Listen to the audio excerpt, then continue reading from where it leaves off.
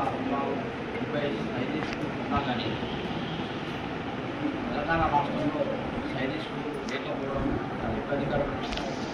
అయితే రియాక్స్ సైనిక్ స్కూల్ వాళ్ళు ఎవరైతున్నారో దేశవ్యాప్తంగా ప్రతి సంవత్సరం సుమారు 60-70 మందిని సైనిక్ స్కూల్లో జైలు కావడం తగిన మందిని కోచింగ్ ఇచ్చి సహకరించడం నిజంగా చాలా అభినందించాల్సిన అంశం.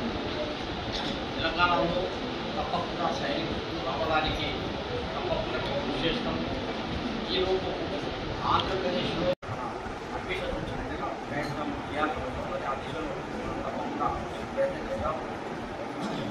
మనం ఇంకా ఎడ్యుకేషన్ కంటే భిన్నంగా ఆర్ట్ఫుల్ కోర్సెస్లో నేవీలో ఎయిర్ ఫోర్స్లో ఆర్మీలో చేరడం సైనిక్ స్కూల్ విద్య అనేది చాలా అవసరం. ఈరోజు పాకిస్తాన్తో చైనాతో పాటున్నటువంటి కాన్ఫెడరేషన్లో డిఫెన్స్ కోర్సెస్ సంబంధించిన ఇంపార్టెన్స్ ఏంటనేది మనం చాలామంది చూసాం. అనేక మంది పేరెంట్స్ తల్లిదండ్రులు కూడా సైనిక్ స్కూల్స్లో పిల్లలు చదవాలని చెప్పి ఆర్ట్ఫుల్ కోర్సెస్ చేయాలని చెప్పి మనం స్కూల్కి ఉండడం నిజంగా ఆనందదాయకమైన అంశం. తమ పిల్లల్ని ఈ ఆర్ట్ఫుల్ కోర్సెస్లో చేర్పించాలని పేరెంట్స్ ముఖ్యంగా అభినందిస్తున్నాం.